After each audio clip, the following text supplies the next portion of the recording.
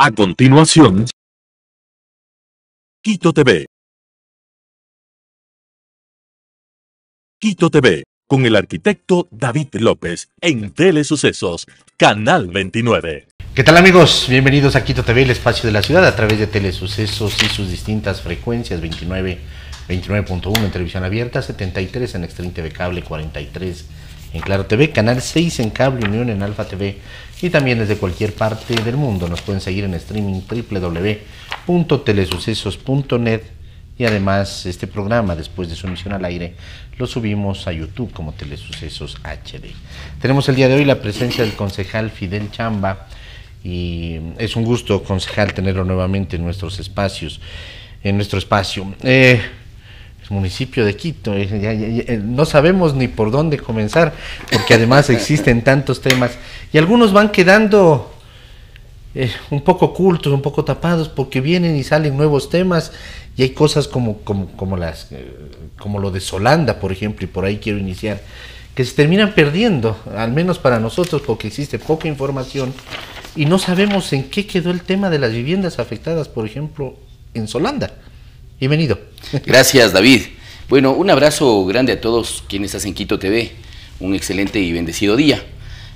Bueno, exactamente, David, ¿no?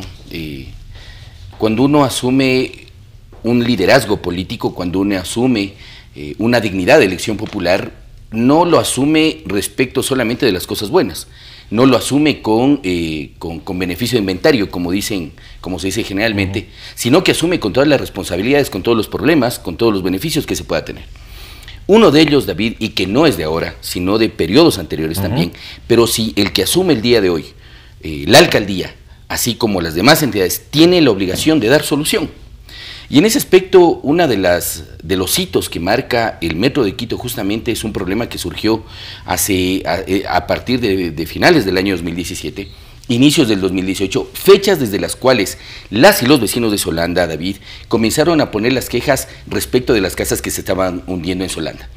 Recordaremos que posteriormente a eso pasó el tiempo, se firmó en enero del año 2023, se firmó un contrato con el consorcio Suma Global, en el cual Suma Global tenía dos objetos específicos: establecer las causas y posibles soluciones respecto de las casas que se estaban hundiendo en Solanda. David, posteriormente los resultados de esta consultoría tenían que haberse entregado en el mes de junio. Y hubo prórrogas, ¿no? Y allá voy, justamente en el mes de junio, el señor, de manera irresponsable, y hay que decirlo así, porque lamentablemente no estamos jugando, David, no estamos jugando con números, no estamos jugando con estadísticas, estamos jugando con personas de la tercera edad, que este momento tienen que, David, personas que viven en Solanda, en las casas, tienen que salir apenas se mueve algo porque se les cae el techo. Por eso justamente esta semana vamos a estar allá con algunos concejales. En el mes de junio se suscribe... ¿Junio del año 2023. 23. Se suscribe una adenda suscrita por el señor Vidacres, ¿sí? En el cual hasta el 21 de noviembre del año 2023, el ex gerente del metro firma una adenda o un alcance al contrato, si se lo quiere decir así, en el cual la información de la consultoría tenía que haberse entregado hasta el 21 de noviembre. Y no lo entregan. Estamos julio del 2024. Estamos julio. Posteriormente suscriben otra adenda que se lo entregó, que se le otorgaba plazo hasta el 8 de diciembre.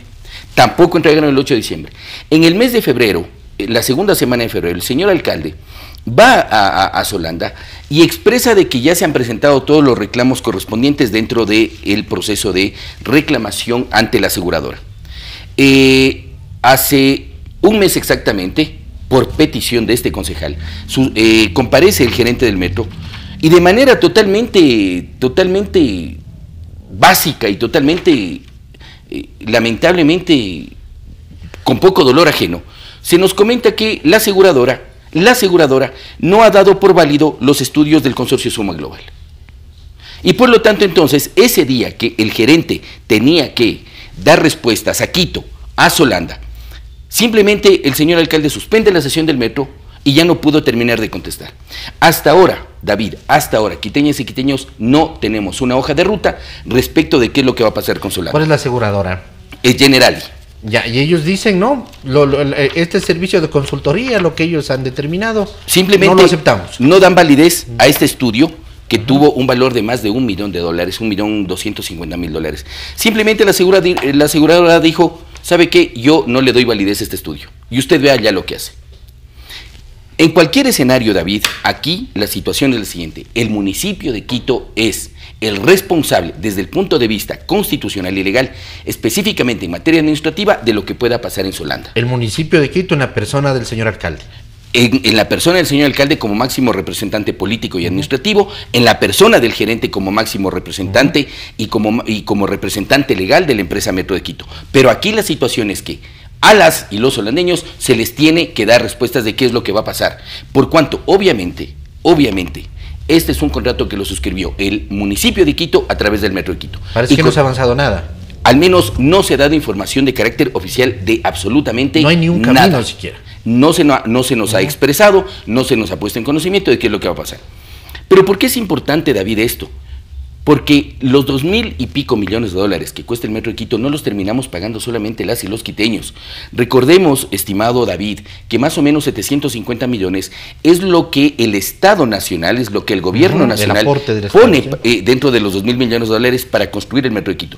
Esos 750 millones, David, no es que los termina pagando solamente Quito, los termina pagando las y los ecuatorianos. Por eso este proyecto no es solamente de Quito, este proyecto es un proyecto nacional. Recordemos que un valor adicional, aproximadamente 2.600 millones, costó Coca-Cola Sinclair. Entonces, este proyecto, que este momento tiene un valor de 2.000 millones de dólares, lo terminamos pagando 750 millones de dólares el Estado, el gobierno, es decir, todos los ecuatorianos, y los 1.250 millones de dólares adicionales los terminamos pagando las y los quiteños. ¿Pero con qué plata terminamos pagando, estimado David? Con los impuestos que pagamos las y los quiteños, con los impuestos, los patentes, el 1.5 por mil que pagan las pequeñas y medianas empresas, que pagan las empresas, que pagan las grandes empresas. Es decir, ¿por qué es importante fiscalizar el metro, David? Porque aquí hay dinero de las y los quiteños. Y ojo, por si acaso, David, y hay que plantearlo de esa manera, la fiscalización a este contrato no es una lógica de contrapeso político ni de oposición absolutamente a nadie. Es nuestra obligación, David, es nuestra obligación moral, constitucional, legal, política, con las y los quiteños que no se eligieron, en mi caso por el sur de Quito, pero en una lógica de legislación y fiscalización de todo Quito, decirles a los quiteños, en este estado está el Metro de Quito. Decírselos a los quiteños, en este estado está el Metro de Quito, y no porque no estemos conscientes de que el Metro de Quito sea un proyecto muy emblemático, pero el Metro de Quito, David, no termina solucionando los problemas de las y los quiteños. ¿Cuál es el mayor problema del metro? ¿Ese?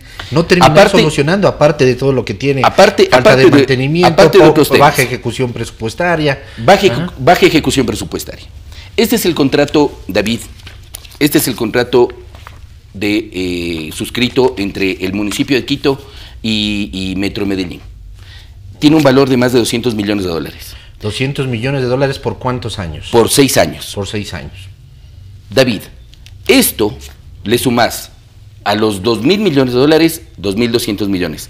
Más este año nosotros otorgamos, el Consejo Metropolitano otorgó al Metro de Quito 75 millones de dólares solamente para inversión. Obviamente... O sea, hemos entregado más de 100, los 30 que corresponden más o menos por año de... 35, exactamente, los 200 millones de dólares, sí, pero ahorita, esos 200 millones de dólares igual lo terminamos pagando las y los quiteños. De acuerdo a este contrato, se tenía que realizar pagos aproximados de 2.100.000 dólares por mes respecto de la operación. Pero cuando nos vamos a la ejecución presupuestaria, porque las y los quiteños deben entender en una lógica, y debemos entender como quiteñas y quiteños, en una lógica totalmente integral. Pero ¿cuál es la ejecución en este momento del Metro de Quito? Es bajísima, es apenas del 3.51% al 30 de junio. Es información oficial. Solo han pagado los sueldos, seguramente. Entonces, la pregunta es, David, es, si el contrato de operación tiene un valor de 200 millones de dólares, se tiene que pagar 2 millones de dólares mensuales y la ejecución presupuestaria es apenas del 3,57%, la pregunta es, ¿se está pagando o no se está pagando el costo respecto del contrato de operación del metro?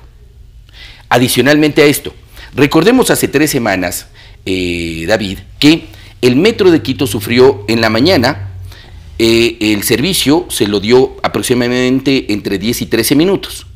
Pero en la tarde hubo el famoso apagón. en la cual algunos quiteñas y quiteños se quedaron en media vía y tuvieron que salir caminando por las rieles del tren. De esto entonces surgen varias preguntas que el señor gerente del metro tiene que contestarle, no a nosotros los concejales, tiene que contestarle a las y los quiteños. ¿Cuál es la primera pregunta? El metro de Quito tiene, David, 4 subestaciones de energía eléctrica. El objeto de tener una subestación es que cuando el metro de Quito se paraliza, se entrega o inmediatamente se reconecta energía para que el metro de Quito llegue a una estación donde los pasajeros podemos bajarnos Hay una con total seguridad. De ¿cierto? emergencia, como dice. De Para emergencia. llegar a la primera estación y me bajo por los andenes, por donde tiene que ser lo lógico de bajarse. Totalmente. ¿Ah? Pero ¿qué es lo que pasa? Que los pasajeros ni siquiera llegaron. Entonces, la pregunta de manera inmediata es, señor gerente del metro, ¿tiene o no tiene las 4 subestaciones, tienen o no tienen contrato de mantenimiento? Primero. Segundo, recordemos que en la estructura técnica del metro existen unas agujas en la parte de abajo de las rieles que justamente también permiten que los trenes por temas de seguridad se detengan. Se va la luz, entra un freno. Exactamente. Ajá. Estas agujas están dentro del sistema de señalética ferroviaria que se llama. La pregunta es, esta señalética ferroviaria, ¿tiene o no tiene contrato? Y ojo, David, señor alcalde, quiteñas y quiteños, estas preguntas que se las hago, no se las hago en el mecanismo de deslegitimar bajo ningún concepto el metro de Quito, sino al contrario, que estas preguntas permitan que las y los quiteños tengamos mayor seguridad en servirnos de este transporte del metro de Quito, que si bien es cierto soluciona en parte la movilidad, pero no termina solucionando todo. Y te lo voy a decir por qué, David. El Plan Maestro de Movilidad Sostenible, aprobado por el Consejo Metropolitano, establece de que requerimos más o menos 400,000 pasajeros día para que las y los quiteños no tengamos que subvencionar al metro de Quito.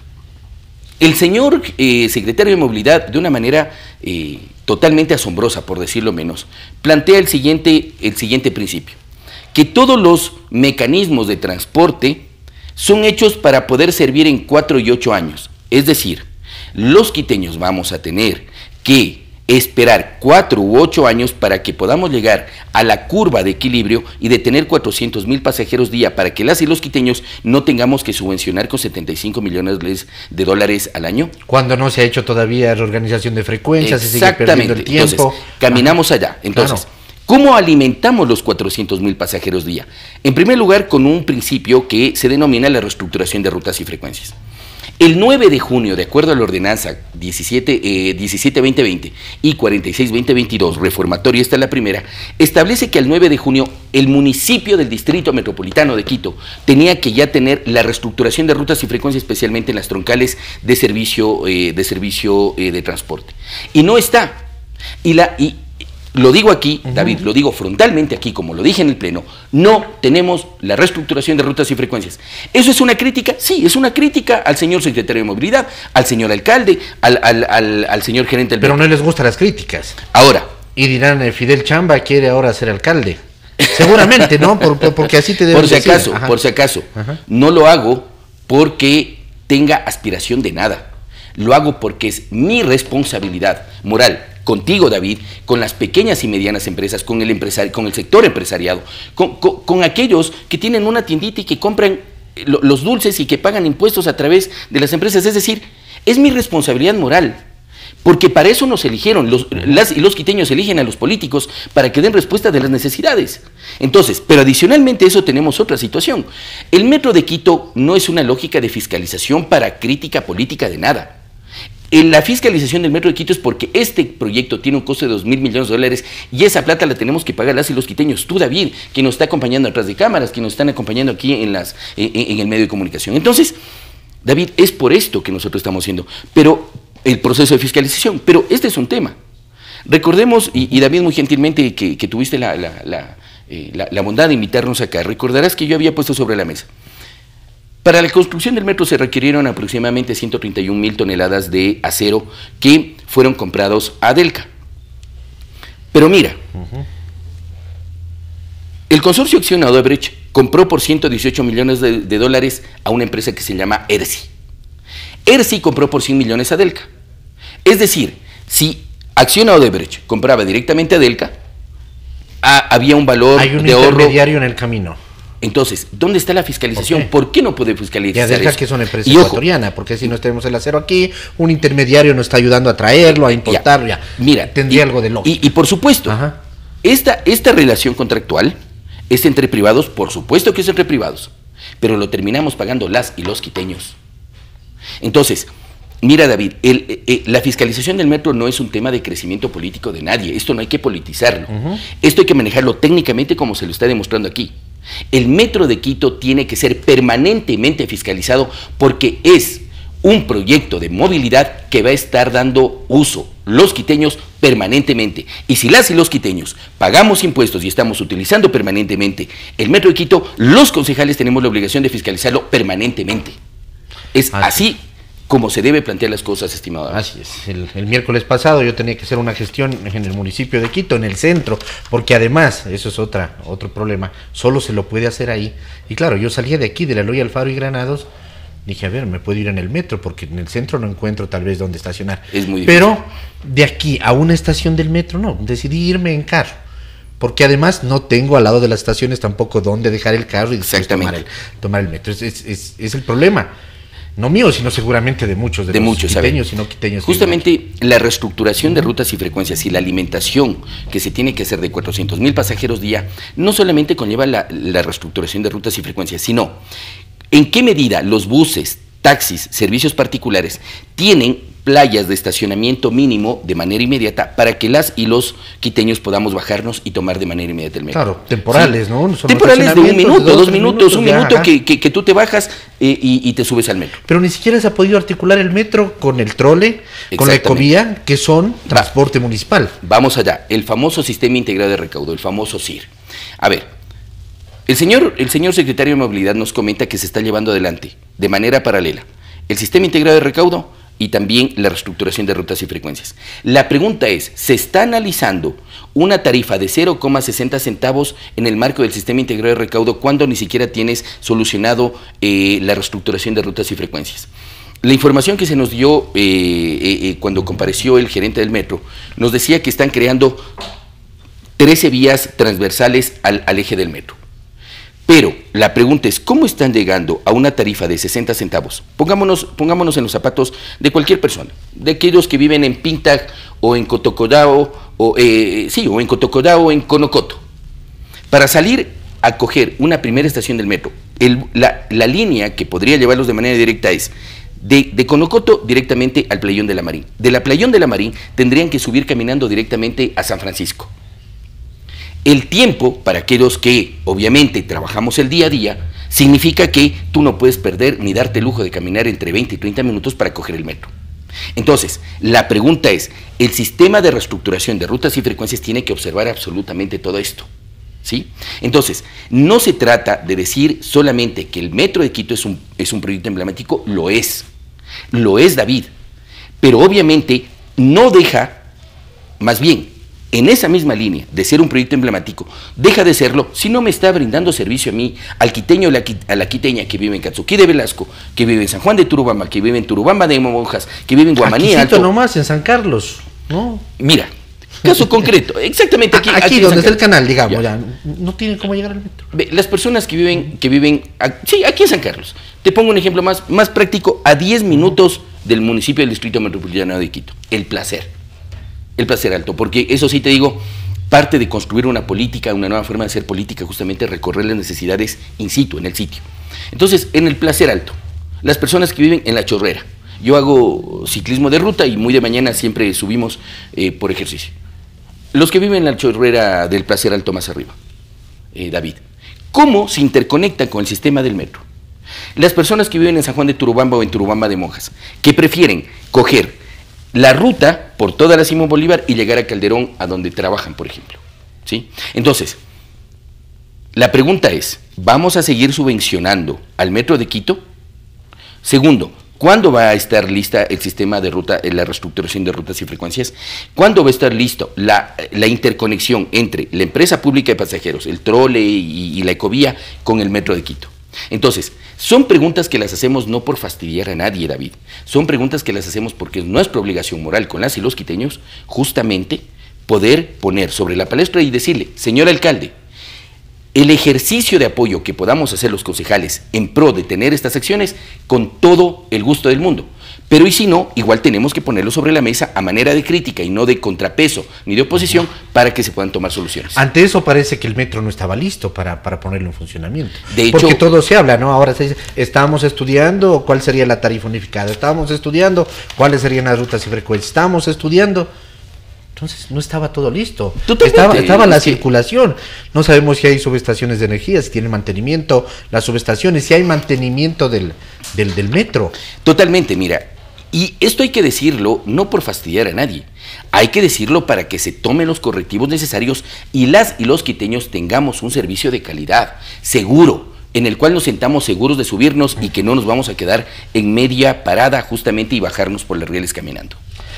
Hay otro problema que usted lo ha manifestado en los últimos días y que también ha salido a la luz, el tema de las UPCs, estas UPCs que han sido rehabilitadas por el municipio, pero están abandonadas. ¿Por qué no tienen uso? ¿Se rehabilitó por rehabilitarlas? ¿Se rehabilitó sin una coordinación, por ejemplo, con la Policía Nacional? ¿Qué es lo que sucede ahí? A ver, varios temas. Fue parte de algunos anuncios que hizo la Secretaría de Seguridad conjuntamente con el alcalde respecto de la rehabilitación que se hacía a UPCs. Caso concreto, David, Guamaní Alto. La UPC fue rehabilitada y en este momento no hay policías que puedan dar atención.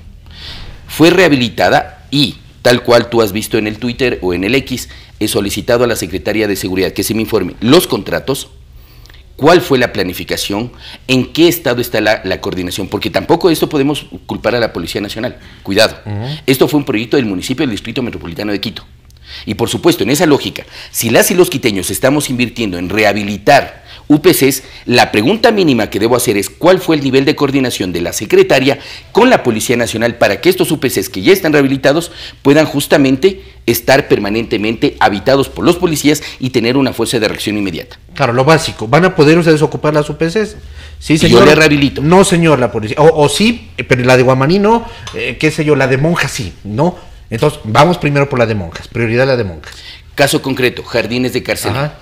Entonces, mira, y esto, justamente, los pedidos de información se constituyen en una lógica de fiscalización. Mira, nosotros tenemos como concejales 3 lógicas de fiscalización. Mesas de trabajo, en los cuales se convoca a todas las entidades sobre una problemática puntual y específica. Tema quebradas, por ejemplo. Hace más o menos un mes estuvimos abajo en Monjas, en el río Monjas. Justamente convocamos a la Secretaría de Seguridad, Secretaría de Movilidad, Secretaría de Ambiente, administraciones zonales para que se nos diga qué es lo que está pasando. Esta es una primera lógica de cómo nosotros fiscalizamos. Segundo, pedidos de información. Tercero, los pedidos de información nos conlleva hacer mesas técnicas en los cuales se pone hitos para que justamente las entidades nos permitan a nosotros tener respuestas de manera inmediata. Hay pedidos de información que ni siquiera llegan, ¿no? O sea, por ejemplo, uva animal, ¿no? Mira, temas unidad de bienestar animal, perros comunitarios o las mascotas comunitarias. Mira, ¿qué es lo que está pasando?